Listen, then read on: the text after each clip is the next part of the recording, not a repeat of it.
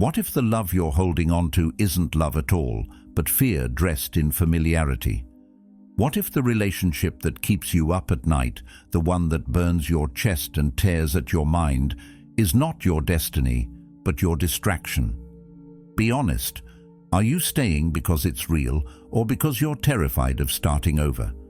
We convince ourselves that endurance is strength, that loyalty means sacrificing our peace, that staying silent is noble. But silence isn't always patience. Sometimes it's self-abandonment. Stoicism doesn't ask you to feel nothing. It asks you to see everything clearly. But what about what you keep pretending to feel, just to avoid what's real? This video will confront the hardest truth of all, not when to leave, but why you already know it's time.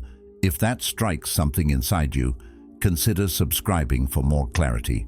Because every time you choose truth over comfort, you're building something stronger than any relationship, a self that no longer negotiates with pain just to feel wanted. They always say the right thing at the right time. It sounds sincere. It sounds like change. But the truth is, you've heard it before. You've walked this loop so many times, you've memorized the turns. One tearful apology, one emotional promise, one deep conversation that feels like a breakthrough. But then you wake up a week later and somehow you're explaining your pain all over again, like it never counted the first time. You're not stuck because you don't understand what's going on.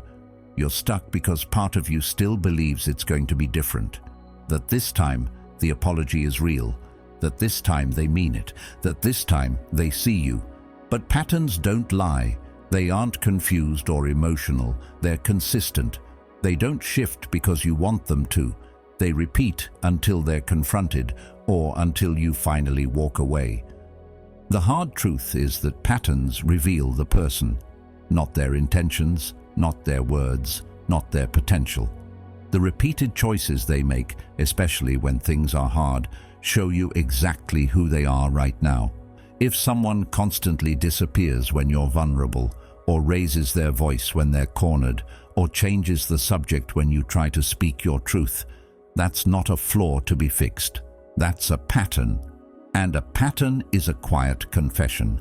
It tells you what they truly value. It tells you how much energy they're willing to give. It tells you how much responsibility they're capable of holding. The mistake we make is thinking that patterns are temporary obstacles, that if we just love harder, or wait longer, or word things better, they'll change.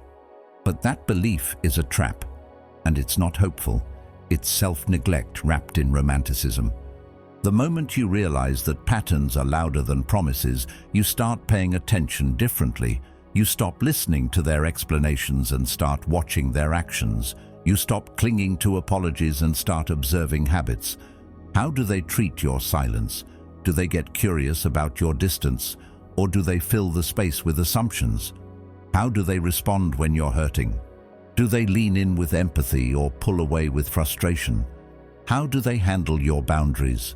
Do they respect them or push just enough to keep control? These are the small, quiet signals that people reveal about themselves every day. But we miss them when we're only tuned into potential. It's not cruel to accept someone as they are. In fact, it's one of the kindest things you can do for them and for yourself. Because the longer you stay with someone based on who they might become, the more of yourself you sacrifice to a version of them that may never exist. You start editing your needs to avoid conflict. You start shrinking your truth to protect their ego. You start becoming a version of yourself who tolerates what you used to cry over. That's not growth, that's erosion. And sometimes the only way to stop losing yourself is to acknowledge what their pattern has been trying to tell you all along. This is who they are. Carl Jung once said, "You are what you do, not what you say you'll do." And when you let that sink in, not just understand it, but believe it, you stop waiting for people to become someone else. You stop giving endless chances to the same pain. You stop confusing patience with self-abandonment. Because at some point, continuing to stay hopeful in the face of repetition becomes a form of denial. You don't need to hate them. You don't need a dramatic breakup. But you do need to ask yourself what it's costing you to keep dancing around a truth you already know. Sometimes, the hardest thing isn't leaving someone who hurt you. It's leaving someone who keeps promising they won't, because that promise holds just enough light to make you doubt the dark you're living in. But life isn't meant to be lived in that in-between. You weren't made to survive off crumbs of connection. And the relationship you're in shouldn't require you to ignore yourself just to keep the peace.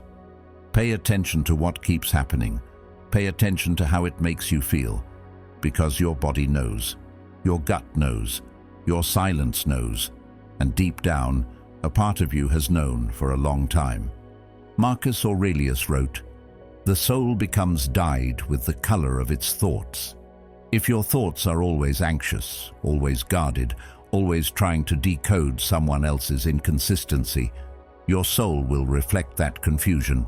But when your thoughts shift, when they become rooted in truth, in boundaries, in clarity, your soul becomes calm again. You don't need a sign louder than that. You just need to trust it. Because the pattern isn't going to change unless they want it to. But your life, that can change the moment you decide to stop waiting. Love shouldn't feel like something you have to survive. It shouldn't leave you tired before you even speak. If you find yourself rehearsing every word, softening your tone just to keep the air from cracking, you're not speaking freely, you're bracing. Your nervous system is working overtime just to keep you emotionally safe in a space that's supposed to protect you. When being near someone starts to feel like walking through a minefield, you're no longer in love, you're in survival.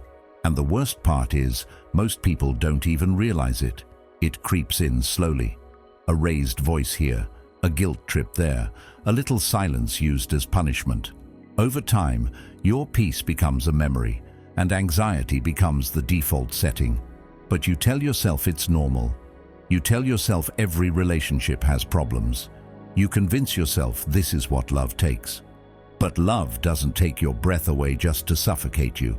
It's not supposed to cost you the one thing keeping you grounded, your inner calm. You weren't made to shrink in someone else's presence.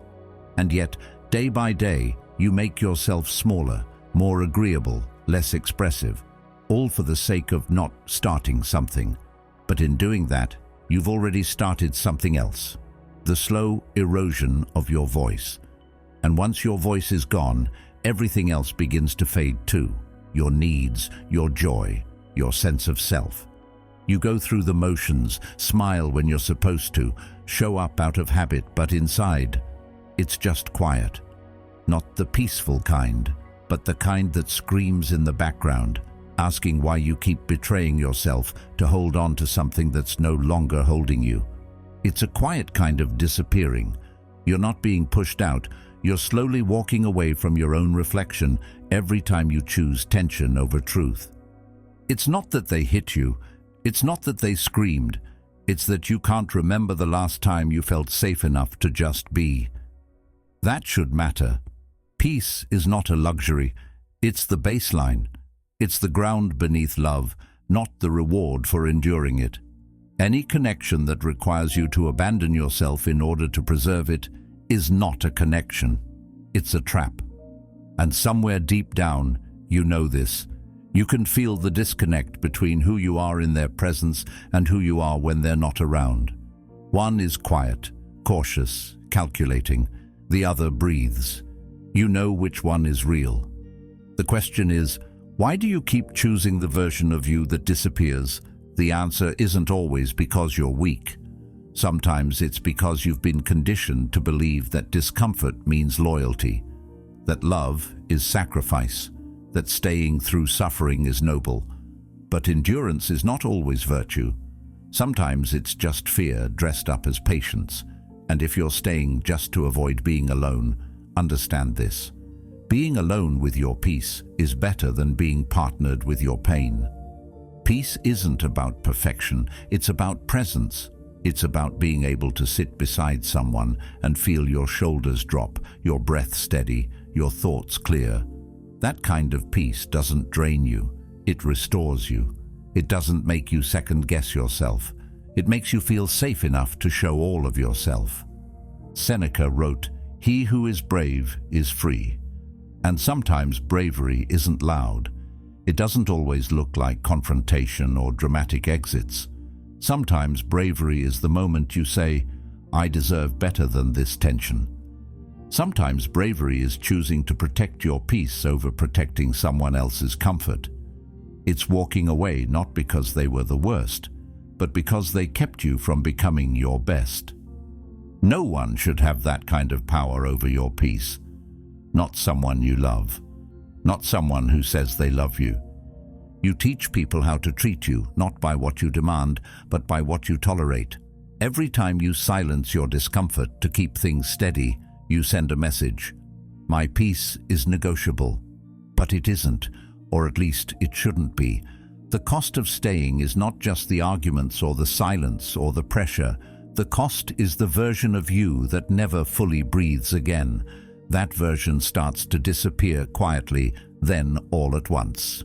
You'll notice it when laughter feels unfamiliar, when solitude feels more nourishing than company, when you begin fantasizing about a life where you're not constantly bracing for impact. This isn't about being dramatic. This is about being honest. How much of you are you losing just to keep the illusion alive?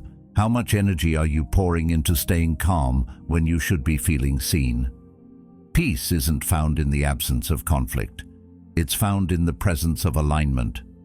It's when who you are, what you need, and what your relationship gives you all exist in the same place. Anything less than that might feel familiar, but it isn't love. Not the kind that lasts, not the kind that heals. Epictetus once said, "No man is free who is not master of himself." And the first step to mastering yourself is protecting the energy that sustains you.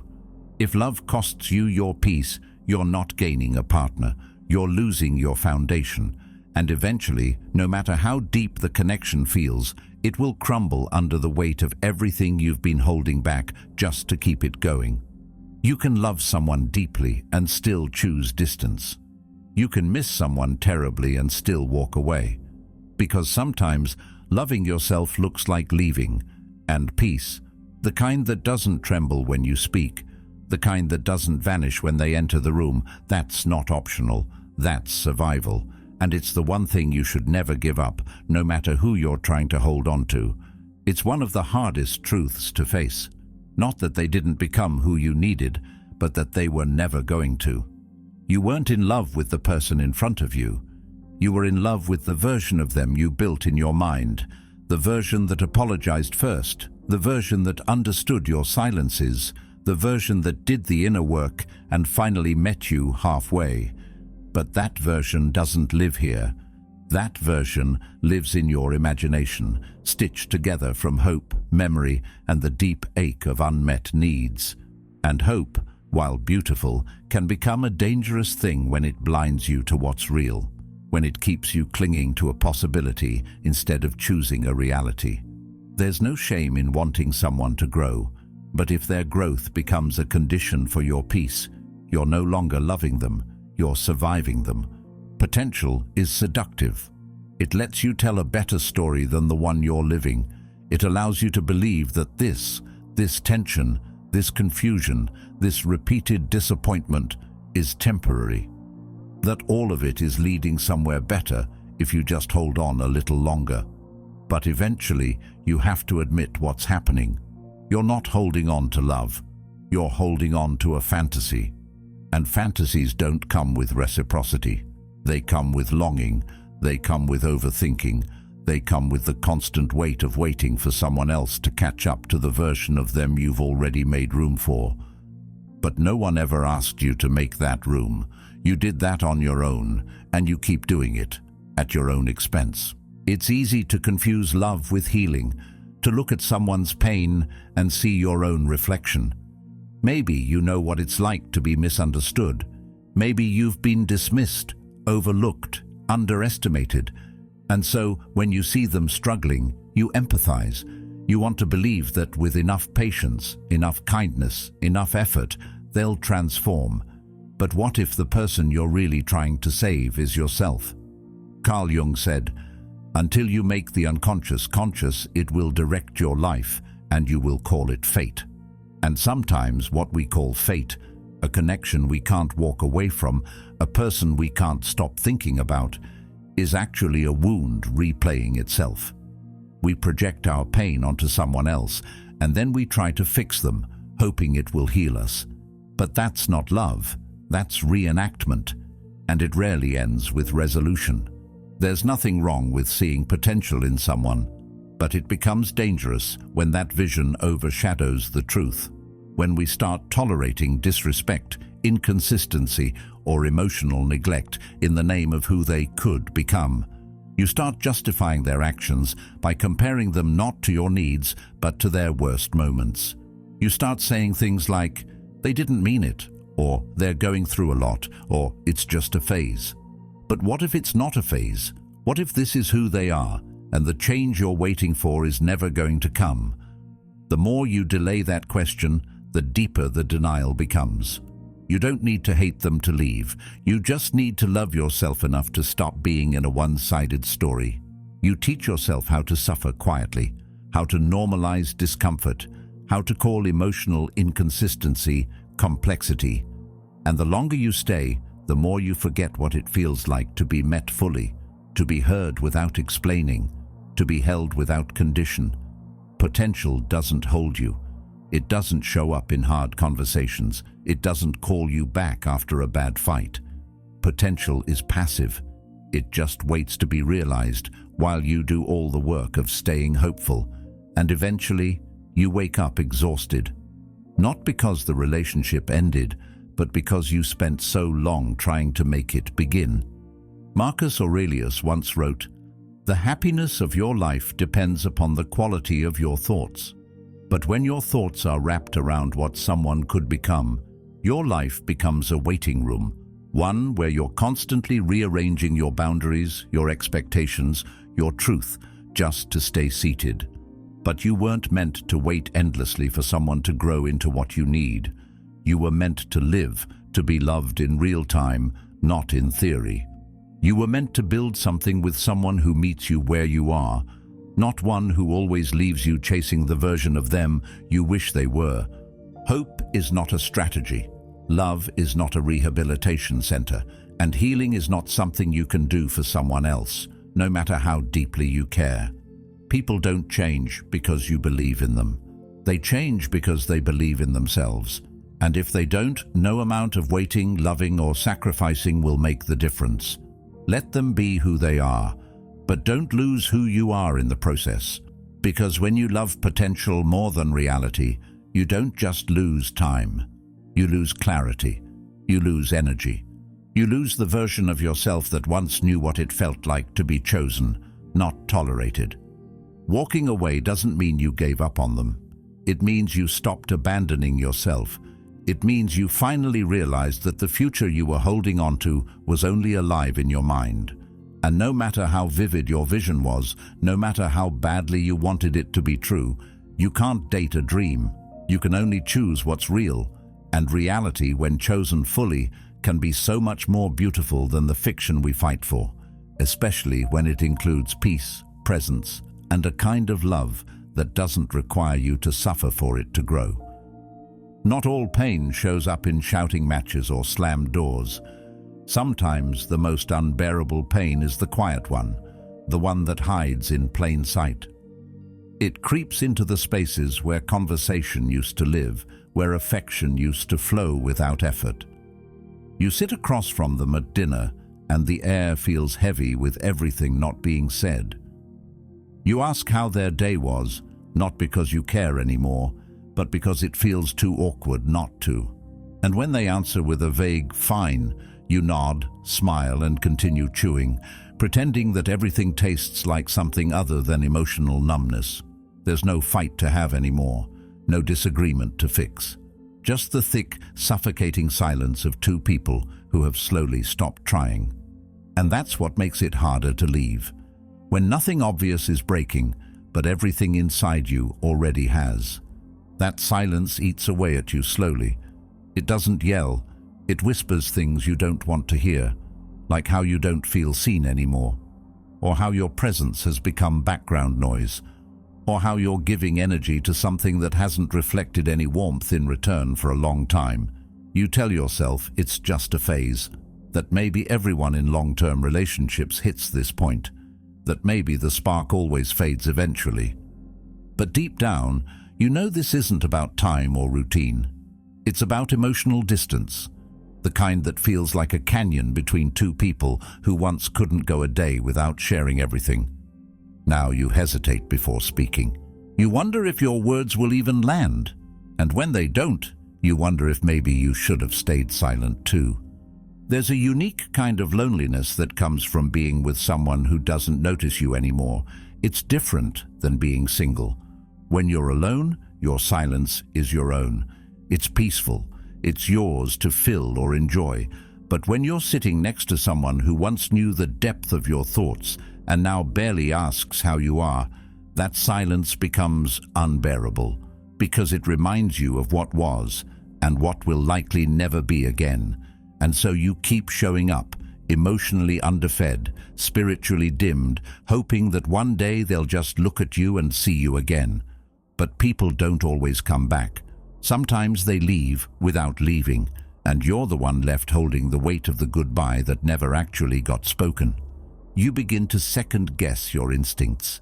You wonder if you're expecting too much, if maybe you're just too sensitive. Maybe this is how love matures. Quiet, still, uneventful. But love is not supposed to feel like being tolerated. It's not supposed to make you feel like a burden. You shouldn't have to beg for eye contact or feel lucky when they ask about your day. That's not emotional maturity. That's emotional starvation. When the little gestures that were once routine now feel like rare acts of kindness, something's not growing, it's dying. And you can feel it. Every day it gets a little colder, a little quieter, a little less alive. And in that silence, you start disappearing, piece by piece, smile by forced smile.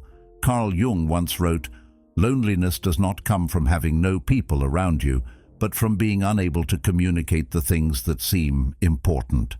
That's the ache you carry. Not that there's no one beside you, but that there's no one truly with you. The kind of loneliness where you have a thought, a feeling, an insight, and you turn to share it, only to realize the person you're sharing your life with isn't listening, or worse, doesn't care. That's not partnership, that's proximity. And proximity without presence feels like rejection on repeat. You don't need someone to fill the room. You need someone who fills the space between your soul and your skin, with understanding, not just physical presence. Sometimes we stay because there's no disaster, no betrayal, nothing bad enough to justify leaving. But that mindset keeps people stuck in emotional purgatory for years. You don't have to wait for damage to become visible to validate your pain. Emotional neglect is still neglect. Silence, when used as avoidance, is still a form of abandonment. When you stop expressing your needs because you're tired of the blank stares, that's not acceptance, it's resignation. And if you're constantly having to convince yourself that this is normal, that this is enough, it probably isn't. We weren't made to live in constant compromise with our own emotional well-being. Eventually, the silence doesn't just exist between you and them. It enters your inner world. You stop journaling, stop dreaming, stop reaching, because somewhere inside you decided it's safer to expect less, to need less, to hope for nothing so nothing can hurt you. But apathy is not peace, and being emotionally numb is not the same as being healed. When you stay in silence long enough, it becomes your language. You start forgetting how to speak your truth. And even if someone asked, "What's wrong?" you might not know how to answer anymore, because when no one asks for so long, you start to believe you no longer matter. Seneca once said, "A sword never kills anybody. It is a tool in the killer's hand." Silence, too, can be a tool. It can be used to avoid, to manipulate, to punish. But it can also be used to awaken. The silence you're experiencing might not be the end of the relationship, but the beginning of your awareness. The awareness that connection doesn't die all at once. It dies slowly, through days of unspoken pain, through moments of unmet needs, through conversations that feel like obligations instead of desire. And that awareness might be the very thing that saves you. Because the first step out of numbness is naming the absence. It's saying, this silence isn't peace. It's pain I haven't been allowed to speak. So where does that leave you? Maybe still at the table, still in the room, still wearing a smile that doesn't quite reach your eyes. But now you carry something different. Awareness. And with that comes a choice. Not a demand to leave, not a script to follow, but a gentle, powerful reminder that your emotions are not too much, that your longing for connection is valid, that your voice, however quiet it's become, still matters. You don't need an explosion to justify walking away. Sometimes the absence of sound is enough, and the decision to leave doesn't have to come with fire. Sometimes it comes with stillness, with the quiet certainty that you deserve more than to be slowly erased by someone who once promised to see you. You deserve to be met, not just endured. And if silence is all they offer, it's okay to become the one who finally speaks, for yourself. It starts with good intentions. You tell yourself you're being kind. That love means being there for someone, no matter how long it takes them to get it together. You convince yourself that you're the steady one, the patient one, the one who can handle their chaos, because you see their potential buried underneath the wreckage. So you stay. You explain things gently, again and again. You make excuses for their outbursts, soften the edges of their neglect, and swallow your hurt just to avoid making them feel guilty. You think this is love. You think you're being strong. But the truth is, strength doesn't mean ignoring your own needs, and love doesn't require you to set yourself on fire to keep someone else warm. Somewhere along the way, what began as support turns into supervision. You become the one tracking their moods, anticipating their triggers, adjusting your voice so they don't shut down, correcting your words so they don't spiral. You're not just loving them anymore, you're managing them. And that kind of emotional labor is draining in a way that no one else sees. It doesn't explode, it erodes. And slowly, you begin to lose the parts of yourself that once felt whole. Your joy gets quieter, your spark gets dimmer. Your peace becomes conditional, not on how you feel, but on how they're doing. You don't realize it at first, but your well-being has been tied to their unpredictability, and that's not love. That's survival. When you begin to confuse control with care, you blur the line between helping someone and trying to save them. You tell yourself, if I love them enough, they'll finally see it. If I show up every time they fall apart, they'll eventually stop breaking things. But it never happens like that, because real change doesn't come from being rescued. It comes from being responsible. And when you constantly rescue someone from the consequences of their own behavior, you rob them of the very growth you're hoping for. You're not just shielding them from pain, you're shielding them from truth. And in doing so, you're also shielding yourself from the fear that if you stop trying, the whole relationship might collapse. Sometimes we don't want them to fall apart, not because we think they can't handle it, but because we're afraid of what their fall will mean for us. That we'll be alone, that we'll have to admit it's over, that we'll lose the story we've been telling ourselves about what this could become. So we take on the role of fixer. We become the planner, the reminder, the regulator of emotions. We think this is loyalty, but it's often fear in disguise. Carl Jung once said, "The most terrifying thing is to accept oneself completely. But it's also terrifying to accept someone else as they are, especially when that person refuses to meet you halfway. And so instead of acceptance, we choose illusion. We choose control. We call it love. But love doesn't demand that you be a healer. It doesn't ask you to be the one who carries the entire weight of the relationship on your shoulders. That's not devotion.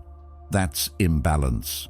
And imbalance, even when wrapped in good intentions, becomes manipulation. Not in a cruel way, but in a quiet one. You try to nudge them toward clarity, thinking you're just encouraging growth. You withhold your real feelings to keep the peace, thinking you're being mature. You shapeshift into someone more digestible, more careful, more tolerant, thinking you're being supportive. But what you're really doing is managing, curating, controlling, all because you're afraid that if you don't do the work, no one will. There's a part of you that believes love should be hard, that relationships demand sacrifice. And yes, all love comes with effort, but effort should never come at the cost of your own truth. If you have to constantly analyze your behavior while they remain unaware of theirs, you're not growing together. You're shrinking so they don't feel insecure. You're making yourself small enough to avoid triggering their wounds. And eventually, you stop recognizing the person you've become, someone who stays silent during arguments, who walks on eggshells even in moments of calm, who mistakes emotional labor for intimacy.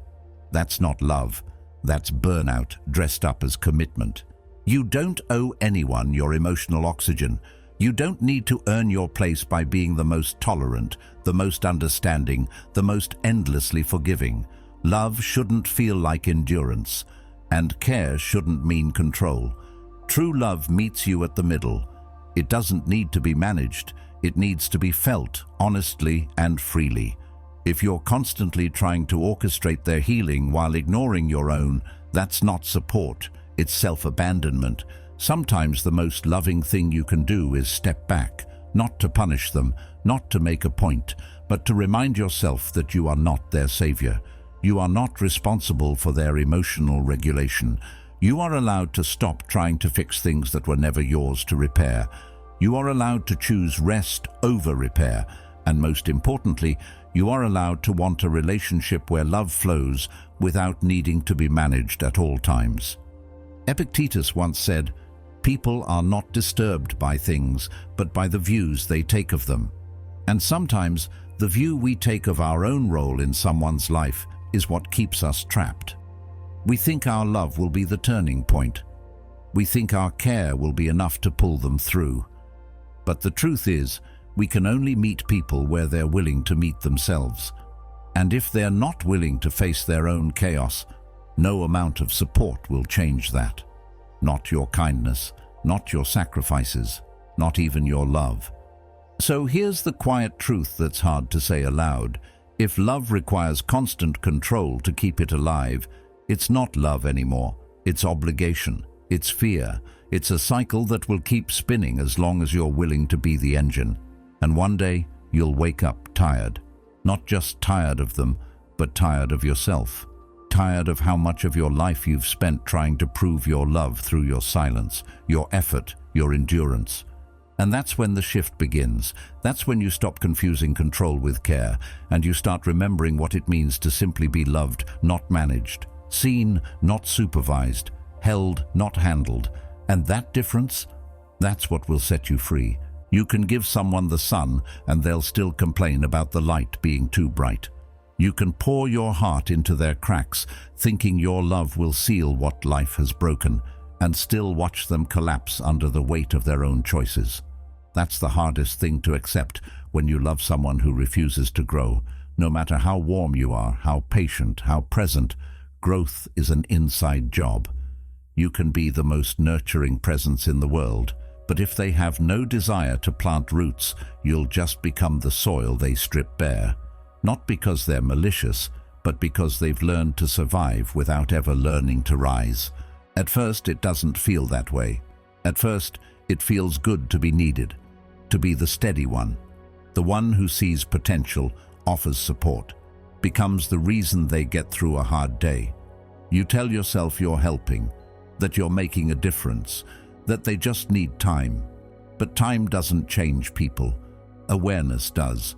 And without awareness, they'll stay stuck in the same patterns, making the same excuses, repeating the same self-sabotage, all while your energy is being drained, trying to pull them forward. But a person who isn't willing to meet you at growth will never truly meet you at love. You start thinking if you say the right thing, encourage them at the right time, or create the right environment, they'll finally step into who they're meant to be. But transformation doesn't respond to environment alone. It responds to responsibility. You can't make someone ready. You can't force someone to care. And you cannot keep building a life around someone who won't even lay the first brick on their own. Eventually, your love doesn't feel like love anymore. It starts to feel like a job, a duty, a quiet resignation that if you just keep going, they'll one day arrive at who you've always believed they could become. But the longer you wait, the more you realize that belief was never mutual. Carl Jung once said, "People will do anything, no matter how absurd, to avoid facing their own soul." And that's what you're up against. Not just bad habits or immaturity, but a deep resistance to self-confrontation. You try to be gentle. You try not to push. You justify, minimize, reframe. But deep down you know they're not trying. They're not questioning their patterns. They're not actively choosing growth. They're coasting on your effort, surviving on your consistency, hiding inside your compassion. And if you don't pull back, you'll start hiding too. From your needs, from your purpose, from your peace. You cannot be someone's weather system. You're not the sun, the rain, the seasons, all wrapped into one. You are not here to regulate someone else's inner world. It is not your job to motivate them daily, hold their emotions together, or drag them toward accountability. And yet, that's exactly what happens when you mistake love for rescue.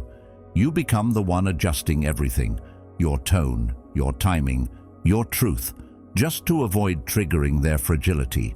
And slowly, you become the environment they survive in, not the partner they evolve with. That's not growth, that's caretaking.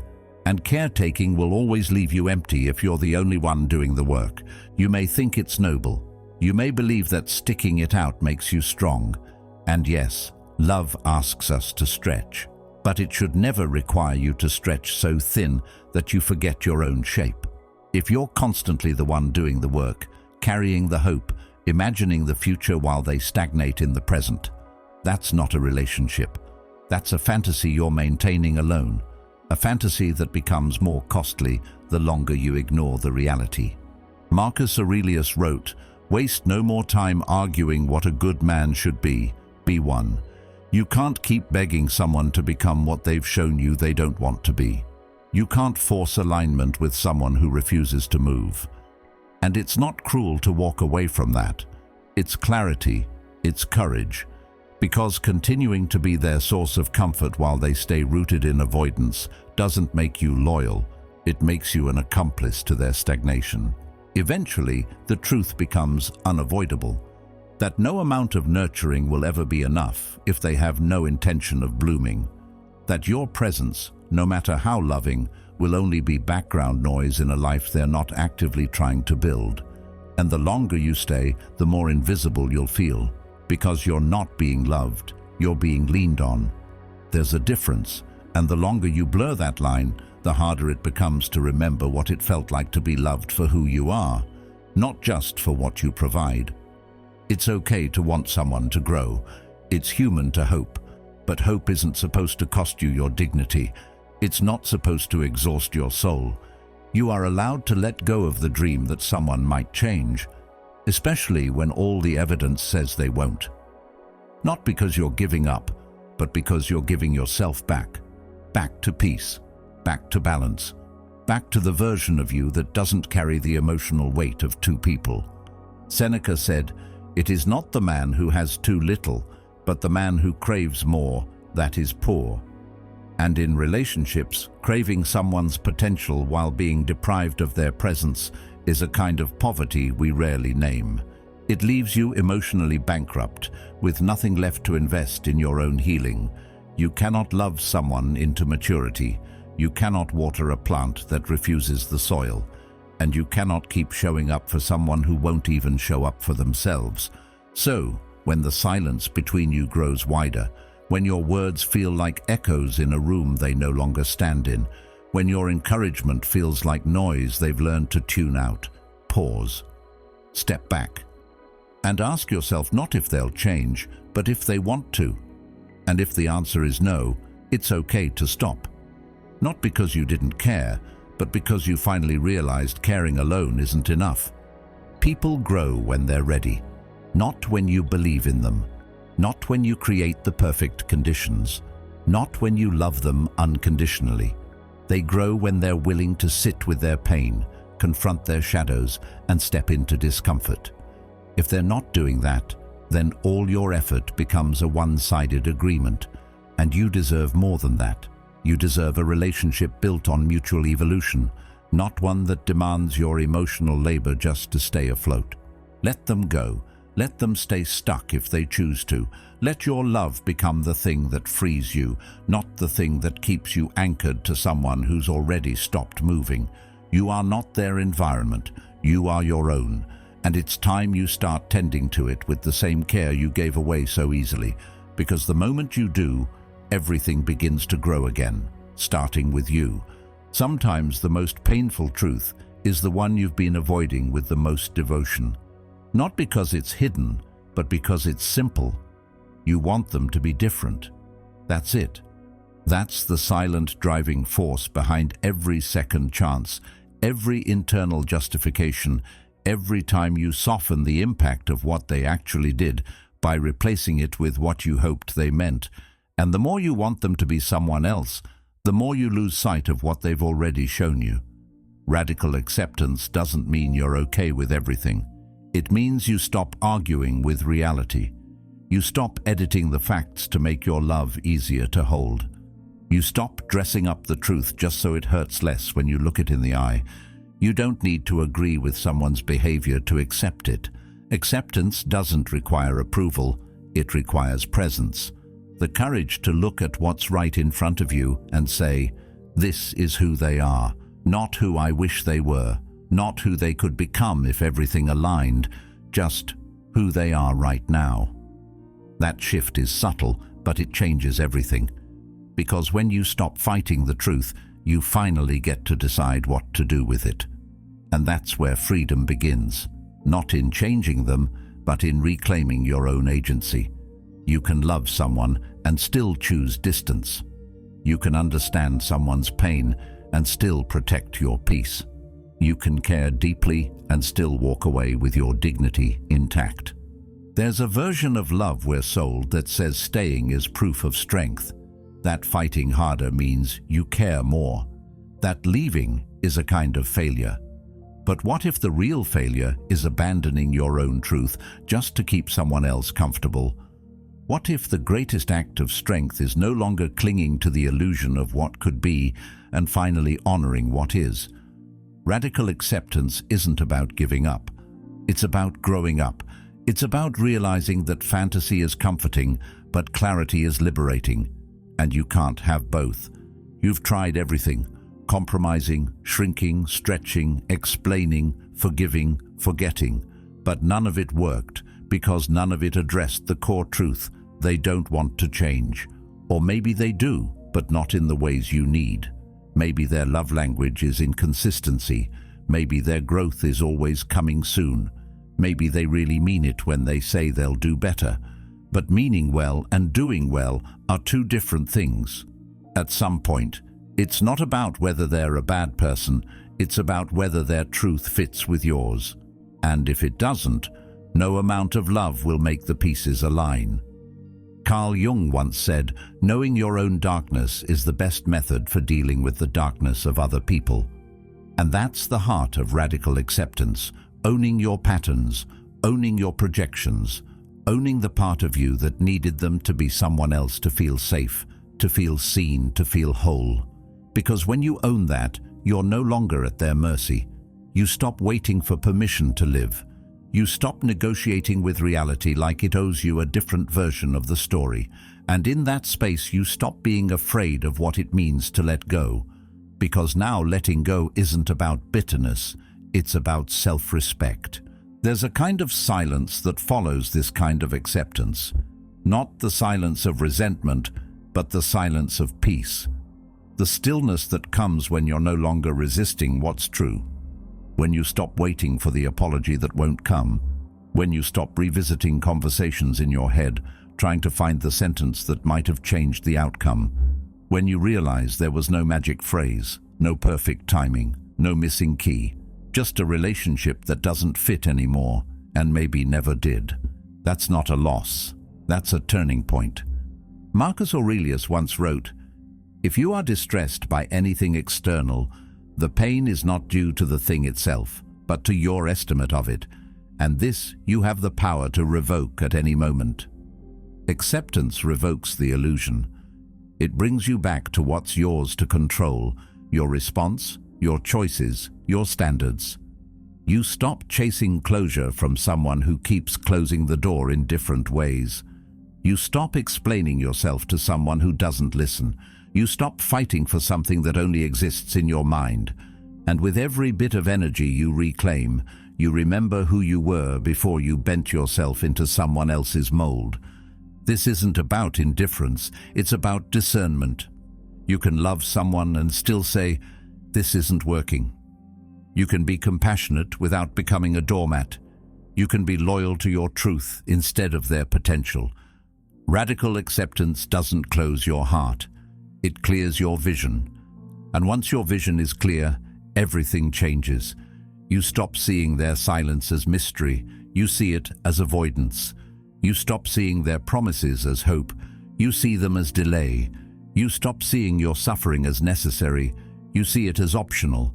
And in that clarity, you don't just walk away, you rise. This is what radical acceptance offers. Not a comfortable ending, but a powerful beginning. Not the closure you expected, but the clarity you needed. It doesn't promise that everything will feel good right away, but it does promise that everything will be real. And when your life is rooted in what's real, not even pain can shake it. Because you're no longer afraid of the truth. You're living in it. And that's where all healing starts.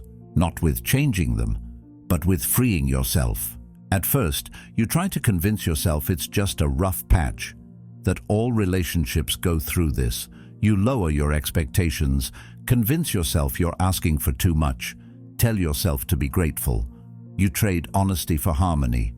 But even harmony feels hollow when your voice disappears from the melody. You make excuses for the distance. You call it space.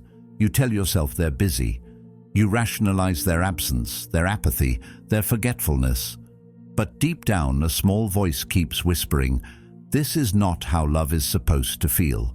That voice gets louder when you're alone, when you're lying in bed, pretending to be asleep, when you're smiling in front of others, but your chest feels like a cage, when your tears come without warning and you can't even explain why anymore. By then, your heart has already started to detach. Not in anger, not in bitterness, but in fatigue. It's not that you don't care. It's that you're tired of caring alone. Love shouldn't feel like a burden you carry by yourself. It shouldn't leave you guessing, overanalyzing, editing your feelings to avoid being too much. Love, at its core, should feel safe. But when the space that was supposed to hold you becomes the place you feel most unseen, your nervous system learns to protect itself. You don't even notice it at first, but you flinch when they come close. You tense up during conversations, your laughter becomes forced, your silence becomes heavy, and your soul starts to crave something more honest, even if it's emptier. That craving is your soul waking up.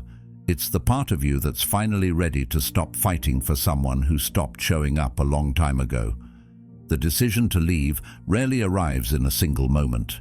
It accumulates every time your boundaries were ignored, every time you hoped they'd check in and they didn't, every time you felt lonelier beside them than you did on your own.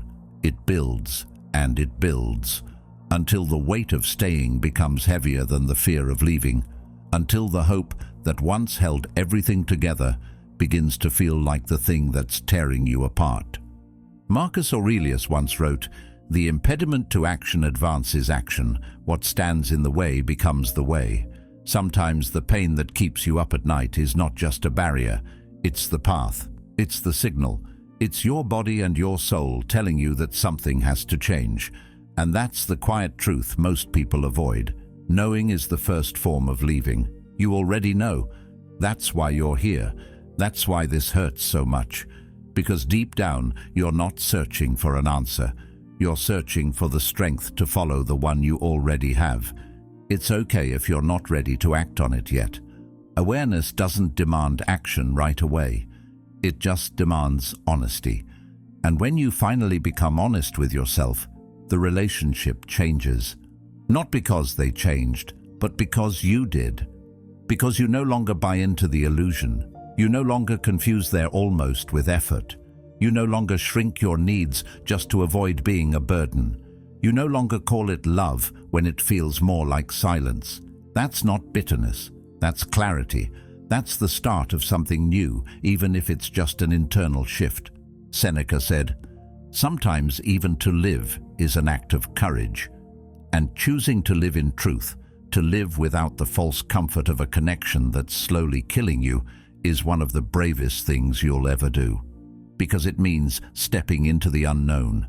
It means grieving a future you hoped for. It means choosing discomfort over disconnection. And that kind of decision doesn't always feel powerful at first.